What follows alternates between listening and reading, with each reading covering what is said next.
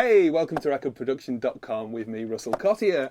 We've got Kevin Gallagher here at the Royal Birmingham Conservatoire to do some piano recording. First of all, we're going to pick up with Rimshot's Mike Thorne and have a little look at the piano and talk about how you record piano. So let's go through to the live room. Let's go through to the live room.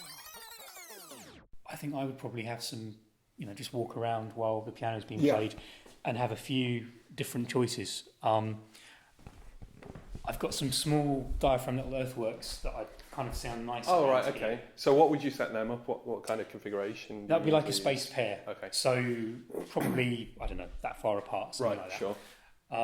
Maybe a pair of ribbons or something. I know when the pianist was playing earlier, I noticed it was sounding really nice from around here. Yeah. And it's more of a, I suppose, I think of it as a sepia tone thing than a kind of hi-fi kind of thing. Yeah. Yeah, even sometimes something behind the pianist. Sure. Yeah. Yeah, kind of. Yeah. Ear positions. Ear positions are good. Okay, so what I tend to do with piano that's in the context, and if I'm recording piano, it's usually, baby grand is usually in a large room, like 6 times the size of this.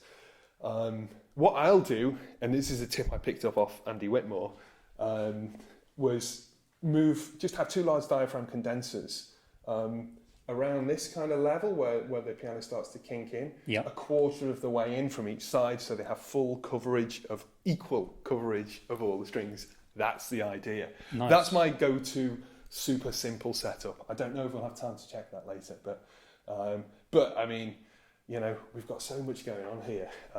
Do you find that depending where the register is that things are being played, you might focus on one area or another? On a specific song. Do you know, that's not something I've addressed. I mean, I used to do the whole low end from underneath, but I don't really do that now because a lot of the piano work that I'm working on tends to be within the context of pop or rock songs. So I'm high pass filtering. And so much of the time you've got to work quickly, right? You've got to get something going and just... So for that 2 mic setup, that's something that you can do. You can do this at home if you've got a baby grand or a full grand and 2 large diaphragm condenser mics. You can do that and you're going to get a decent sound. You don't have to worry about stuff. That is going to be consistent generally, or if they're in cardioid pattern or something along those lines. I think that's why it's so useful if you're in a sort of a high pressure, or having some go-to things. We were talking before, weren't we, about having one experimental thing per session because things are so intense in recording sessions. I mean, we have a specific ways of making specific pianos, and I'm sure like your piano has specific things that.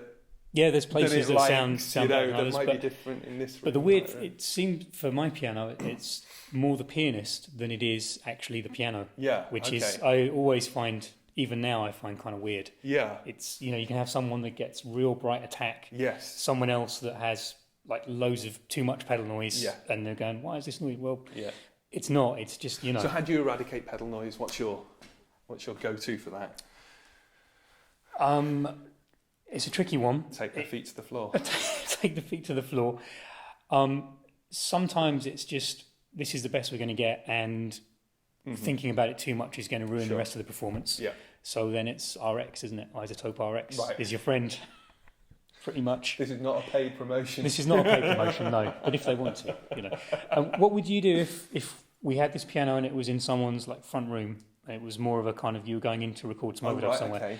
So the room maybe sounds a bit honky and things like that. What would you?